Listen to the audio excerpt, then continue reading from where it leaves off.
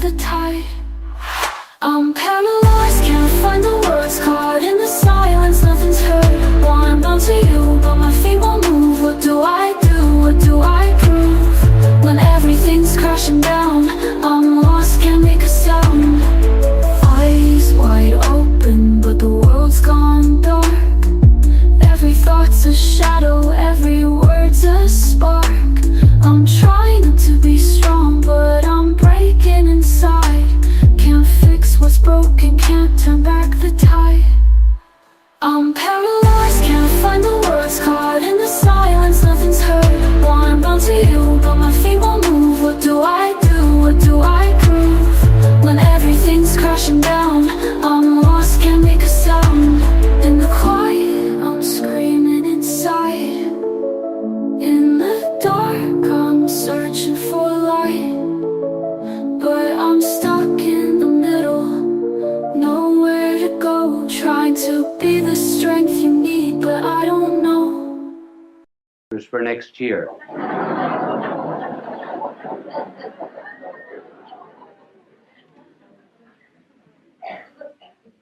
So I am not presenting myself as a model to you on how to talk. It's just merely that there have been so many letters coming to me asking me to give a few suggestions that I will give them to you. They are only personal. They may not apply to everyone, but I will give them to you for what they are worth. If I can talk now, I certainly couldn't always talk. There came a turning point in my life. It was in college when I was a freshman.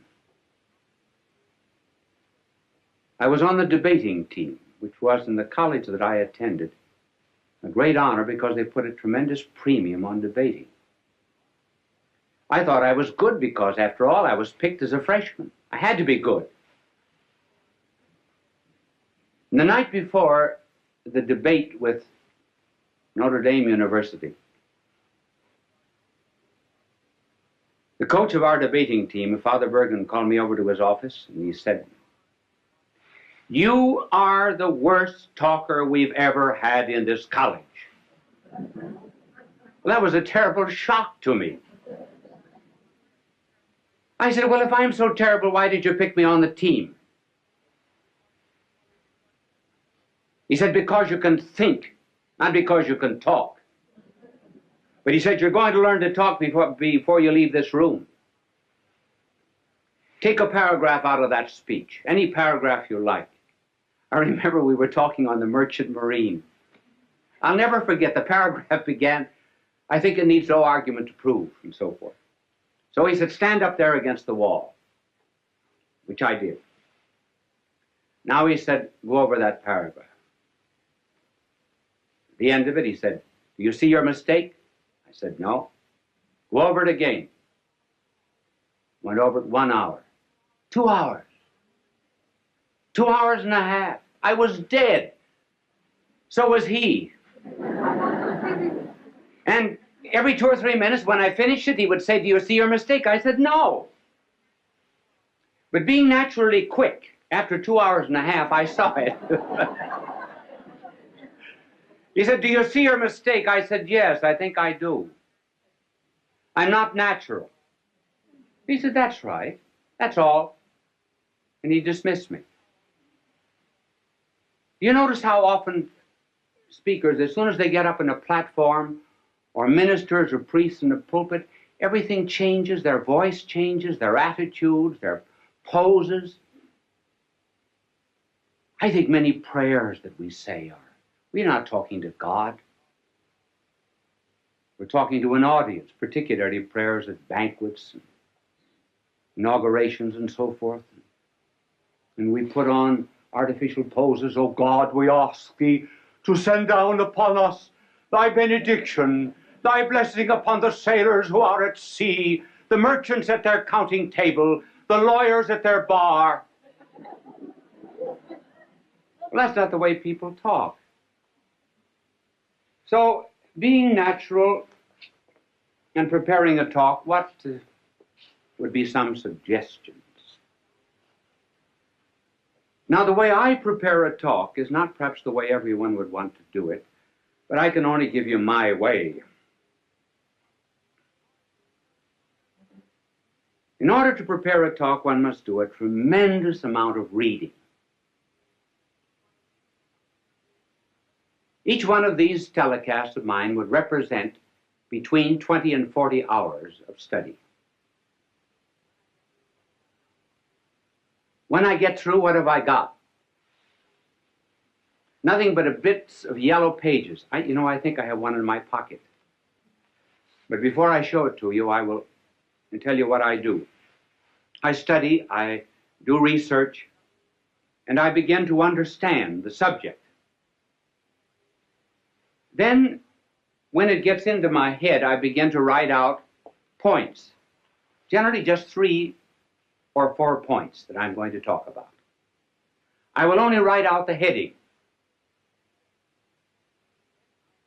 And then I will tear up the paper and then rethink what I was saying, so that when I prepare a telecast, there must be 20, 30 to maybe 100 pages that are torn up. And then the closer I get to the end, the smaller the pages are. This is this telecast. And I brought it out here, not because I'm going to refer to it, but just simply because it shows you the points, how small the points are. And by doing a tremendous amount of study, the mind creates an atmosphere for the talk. There is much more air round about us than ever gets into the lung. There's more food at the table than ever gets into our stomach. There are more things to see in nature than ever comes into the eye. And so when one rises to give a talk, one should have an atmosphere, a certain ambient knowledge round about that one can pull in this idea or that, as it were, from the air while you're talking. So that instead of writing out the speech, word for word beforehand, and then memorizing it like this, one thinks it from the head out. That's the reason you tear up the paper, so you don't have any information. You have to think it. Then you write down the ideas again. Well, by the time you get up to talk, you've already given the speech 10 or 15 times. And incidentally, it isn't a bad idea sometimes to talk out loud. If you can find a place in this day and age where you can walk and talk out loud without being counted crazy. How often, for example, students are asked to explain something. They think they know the lesson. When they get up, it's not there. And why? Because they were consecrated and dedicated to a dead page. Never went through their mind.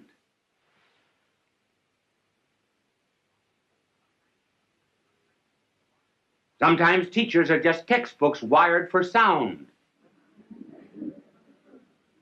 And studying is nothing but what is in print, passing from the mind of the book to the notebook of the teacher, or rather from the notebook of the teacher to the notebook of the student, without passing through the mind of either.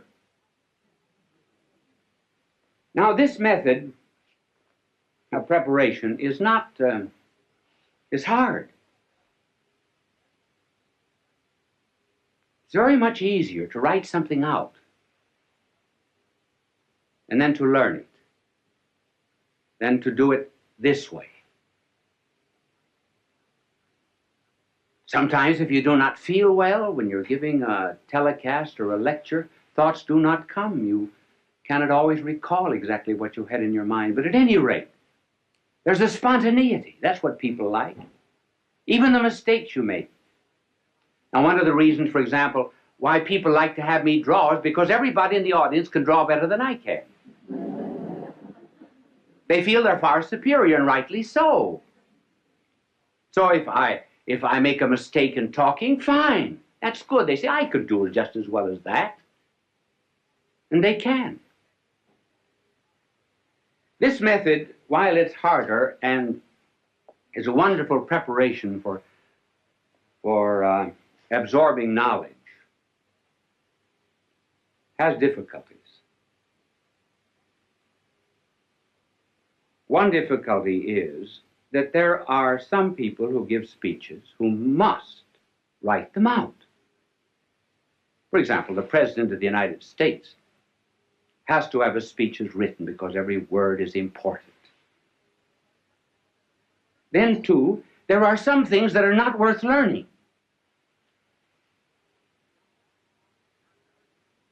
John Barrymore, for example, would commit all the lines of Shakespeare by heart. But when he played in comedies and cheap movies and so forth, he absolutely refused to learn anything.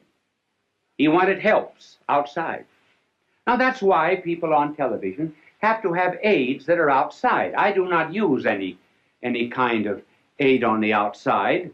If I read anything, I have it written out. Now there are two main props that are used in television.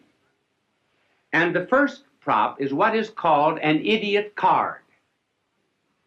An idiot card is something that is written out so that you'll not forget it. Now just suppose I were teaching you mathematics. Now I would be reading off this idiot card.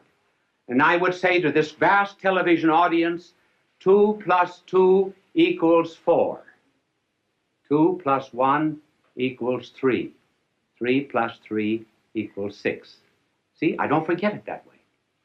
Wonderful, isn't it? Now, you can...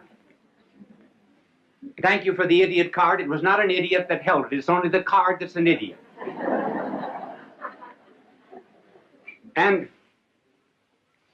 it's impossible for people who are constantly appearing, for example, on television, to study their lines or their commercials. And so they have to have them written out on these cards. But you can always tell, if you just look closely at anybody who's using an idiot card, this is generally the way.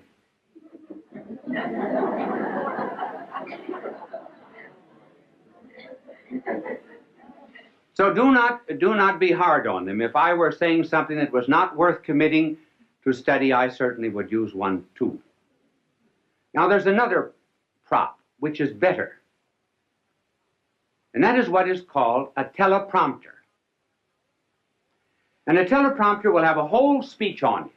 For example, when you hear people giving speeches on television, 999 out of 1,000 are using a teleprompter if they do not have the paper before them. Many of the commercials which you hear are written on teleprompters. And a teleprompter rolls. Now, so I was watching a television show once where the teleprompter got caught. And that's kind of hard. Now, for example, if I were using a teleprompter and I didn't know my lines, now this is exactly what I would have written out. My name is Bishop Fulton J. Sheen. My address is 366 Fifth Avenue, New York. See, then I don't forget. Now, this is the teleprompter. These are some of the aids that are used in television, and television simply could not exist without them. And they are helpful, too, simply because one is apt to forget. Many times, you're standing before a television camera, momentarily I can't think of the next point. Well, I'll throw in a story or something till it comes back to me. You don't know it, but I do. I don't get too embarrassed. I don't get flustered because I can't remember it. I remember, I was giving a talk once in Ireland at the Eucharistic Congress. I've forgotten when it was, a long time ago. If there was ever a time in my life I wanted to do well, it was then. And I was reciting a poem that I know just as well as I know the Our Father. It was a poem written by an Irishman, Joseph Mary Plunkett. And the poem was, I see his blood upon the rose, and in the stars, the glory of his eyes. His body gleams amid eternal snows, his tears fall from the skies. I see his face in every flower. The thunder and the singing of the birds are but his voice. And carven by his power, rocks are his written words. And I forgot the next line. The reason I forgot was because I had said something before that the audience seemed to have taken politically. I didn't want it to have political significance. So while I was reciting this poem, I was giving myself an intellectual spanking. And I spanked myself so hard that when I got to the 9th line of this poem, I forgot.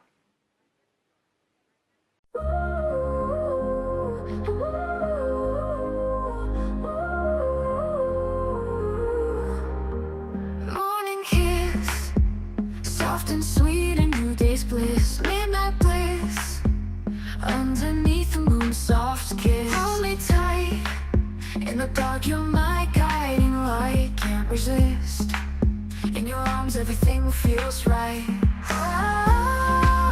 In every touch my heart ignites anew.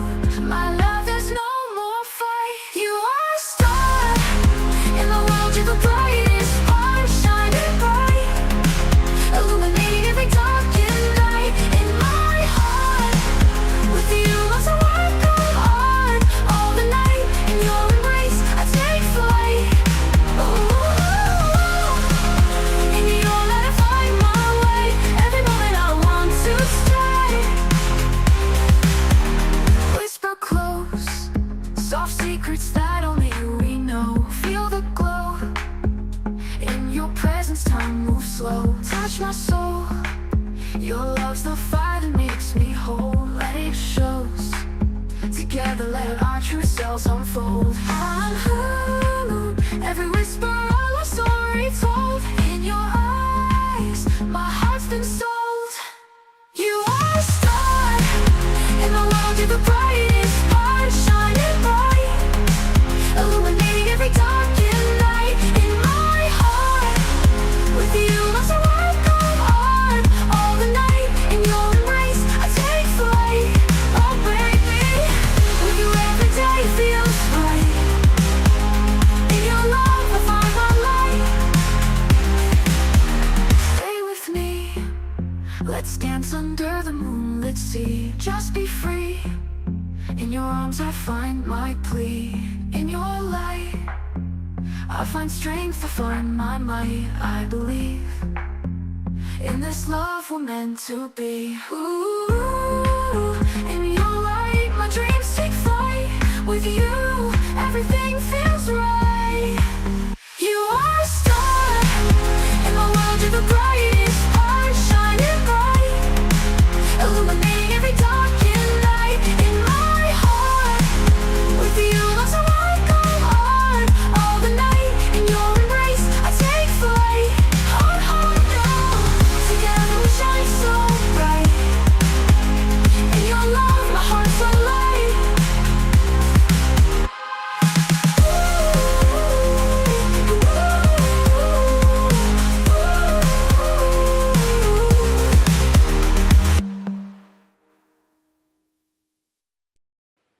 And I said to the audience, I forgot. Well, a tremendous crowd there, tens of thousands of jaws dropped in disappointment. And when an Irish jaw drops, it collapses. So I had to get myself out of the difficulty. There came to me then a line of Patrick Henry. Not the one that you know. Oh, Patrick Henry also said something else. He said, when you're in difficulty in an oration, throw yourself into the middle of a sentence and trust to God Almighty to get you to the other end. And so I began. I didn't know what I was going to say, but I started. I said, I'm glad I forgot. So I didn't know how I was going to continue, so I started again. If I had ever wished to have forgotten anything, so I thought I'd give myself another jump on the springing board. If I had ever prayed to have forgotten anything, I should have prayed to have forgotten these lines of Joseph Mary Plunkett. I think there's beautiful symbolism in their forgetfulness. And that symbolism is that standing on the anvil of Ireland's soil, one should be able to hammer and forge out the sparks of his own poetry and not be dependent upon a magnanimous soul like Joseph Mary Plunkett.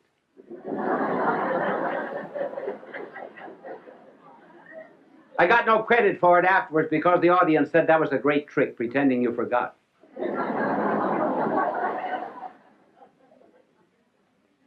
It is always well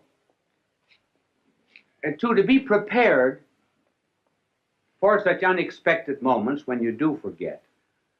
And even better still, when you're at a banquet and called upon to give a talk.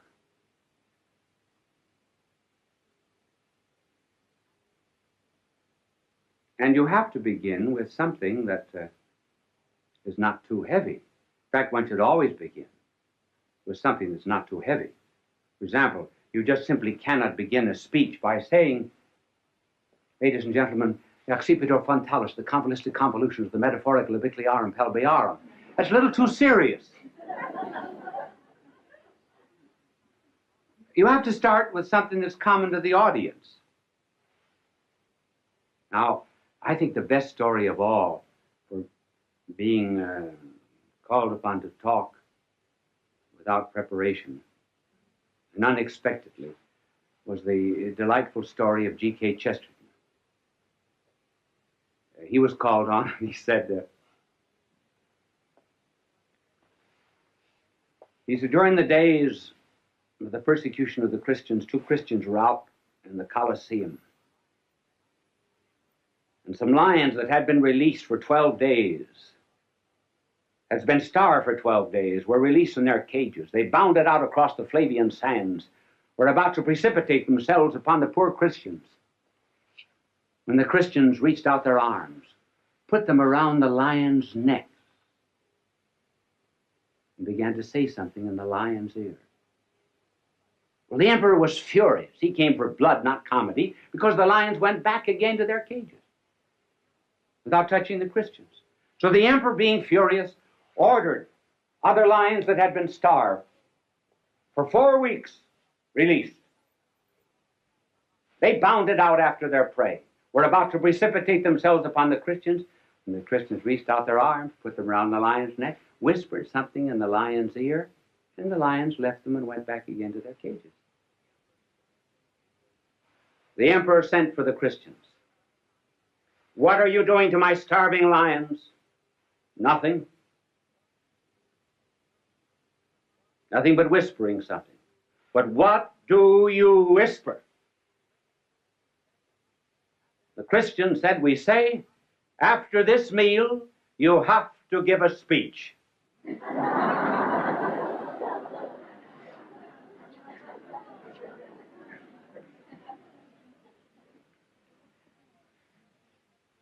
So a preparation is the most important part of the talk. And then as regards delivery, what is important is sincerity, meaning what you say.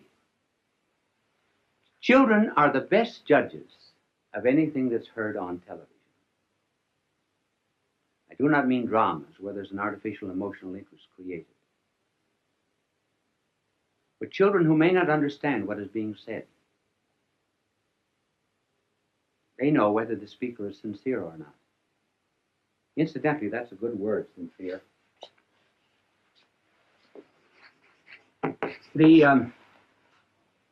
When the Romans put up their many marble columns in their temples and their courts, they sometimes would find marble that had a flaw in it. So they would fill it up with wax and cover it.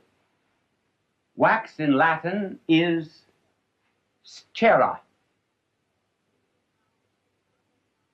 If they found a perfect marble that had no need of artificial filling, then it was called sine in Latin, means without wax, or sincere.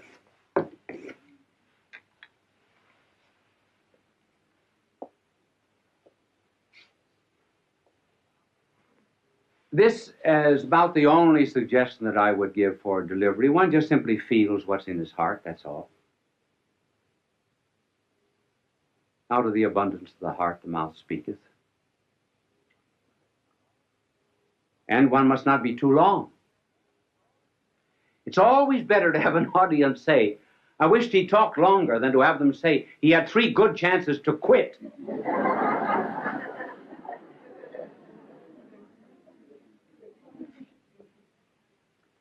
And then in the communication of any idea, the secret of a good talk is the secret of fire. Fire has 2 qualities, heat and light.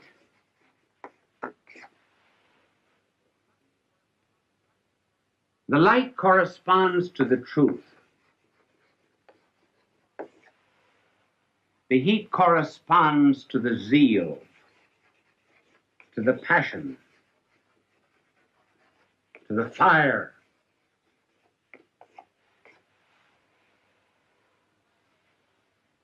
And the fire and the passion come always from the truth.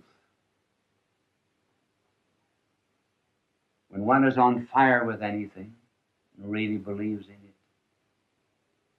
all the words come out naturally. And above all things else, the making of an orator, too, is really on his knees. Because the power to make an audience feel what you're saying does not come just from these fires. It comes from fires that have been stolen from heaven and given to the speaker. This is influence. This is power. Fulton J. Sheen is indeed a man for all seasons. He walked a paced beat, allowing us to glimpse his nature and ponder its worth and to enjoy its presence. Bishop Sheen authored over 90 books.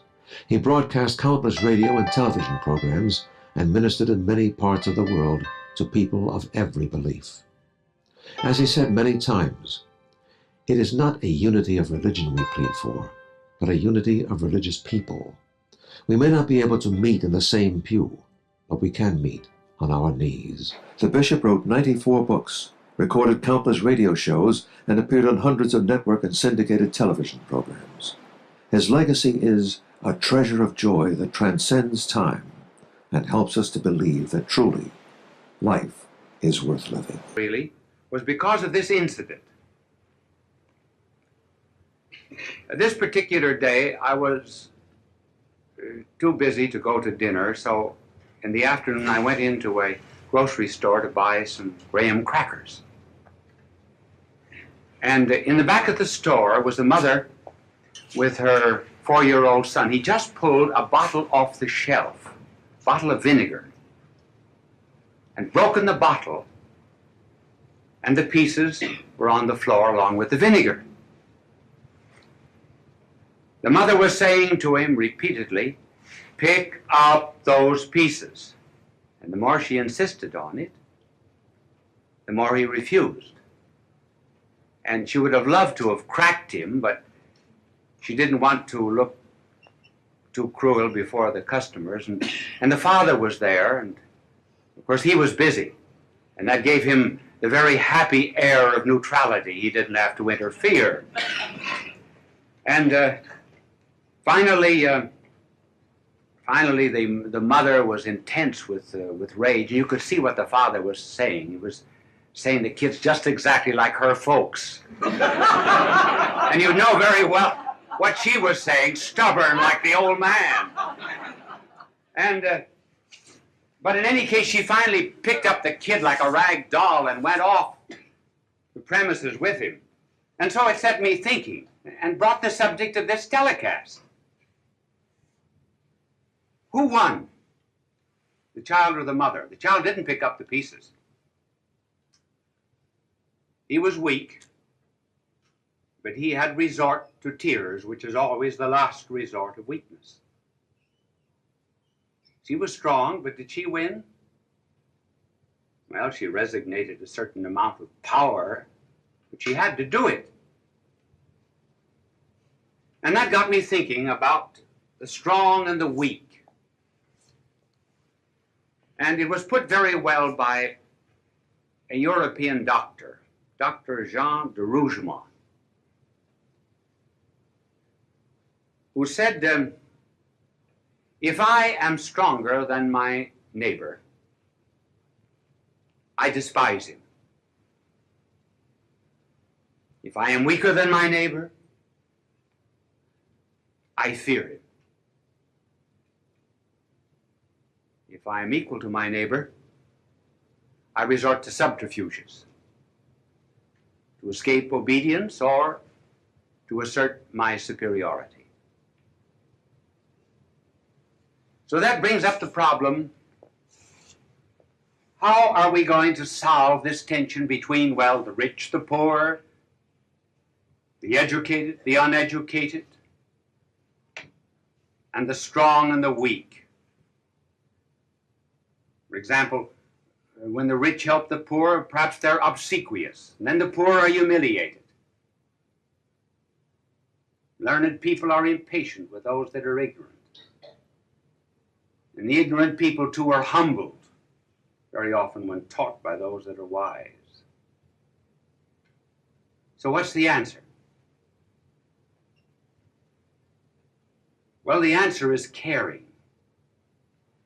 Now, I'm going to try to tell you what caring is, but I'm going to do it, first of all, in an abstract way, so you'll think I'm learned. Then we will give examples.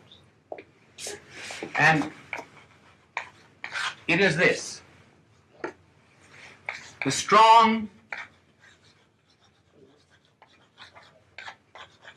must feel their weakness.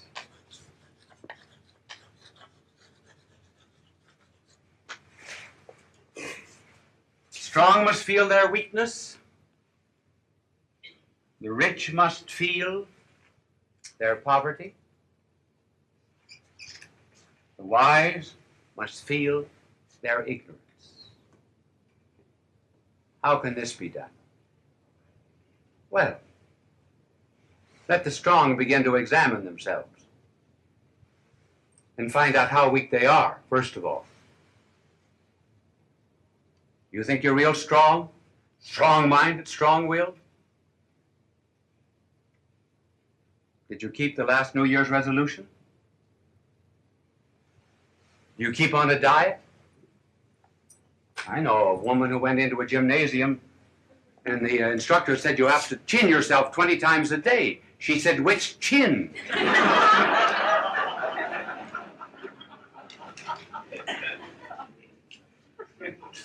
And so we just, the strong must ask themselves, have I been able to overcome certain habits, for example? When cocktails are free, can I resist the third? If I smoke, would I ever give up a package of cigarettes a week, say, for the poor? And then as regards the rich. You know, the angel just cleaning my backboard, I noticed his halo was on crooked tonight. And then the same is with the rich. Let them look into themselves. They really are poor. What virtue have they? Charity? Justice? When they examine themselves, they find themselves on the inside really nothing but rags. Oh yes, they've got something in their pocket. And the wise? They know all the books, yes. But do they know the meaning and purpose of life?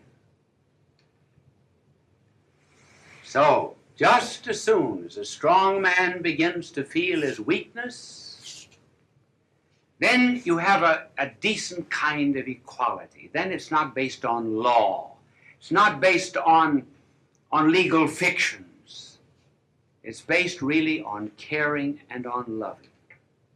Notice how that comes out when a person has to have an operation. Go before a doctor. One doctor will say to you, "You'll have to have this operation. It's rather serious, but you'll be in skilled hands. Do not worry." And another doctor will say to a patient, "I had that operation. I came through it." Immediately there's a rapport, a relationship, a likeness, an understanding. No superiority. So there need not be in this relationship of caring any such thing as Pharisaism, moralism, looking down the nose at anyone, simply because one really cares. Now let us apply this to ourselves. We say, well, how can we do that? How can a strong man begin to feel his weakness and so forth? Well, and how can I act toward others in that charitable fashion? Well, let us begin asking ourselves, aren't there moments when I hate myself? I know that I'm rotten on the inside. The water cooler in the office. I complain and talk in a nasty fashion about someone. Looking back over my life, it's been spoiled. Weakness, things to be hated, but I sure like myself. So when you go into a room, despite the fact that you've often said to yourself, "Oh, I hate myself for that," but you take the easiest chair in the room, don't you? When you go into a restaurant and you don't like a certain kind of food, do you order it? Though you hate yourself? Now, for example, I don't like chicken. I announce that every 2 years over the television in case I'm invited out to dinner. And this is about the time to announce it. I will tell you the reason why, actually. The reason is that when I was a boy, my father would send me out to a farm during the summer vacation and sometimes on weekends. And the farmer would give chicken dinners every time I went out, and I had to wring the chickens' necks. I rang, I think, in round numbers, 7,683 chickens' necks. So, but when I go into a restaurant, do I order chicken? No. Despite the fact, for example, that there are many things that I know I find very despicable in myself. Now, if I, who hate myself, find much that is lovable, if I, who know all of my weaknesses, and still take good care of myself, if I am that way to myself, why can't I be that way to my neighbor who's weak too?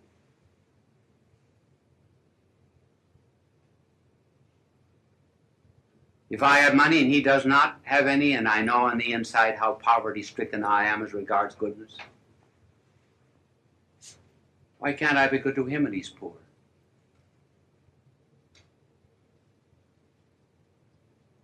This is the basis of caring. Then I belong to the companionship of the needy, the fellowship of those that are looking for help. I'm not above them. I am one with them. Did you ever ask yourself why our blessed Lord should have said, love your neighbor as yourself? Why did he not say, love your neighbor more than yourself? Well, because if you love yourself, knowing really the way you are, then if you give that kind of love to your neighbor,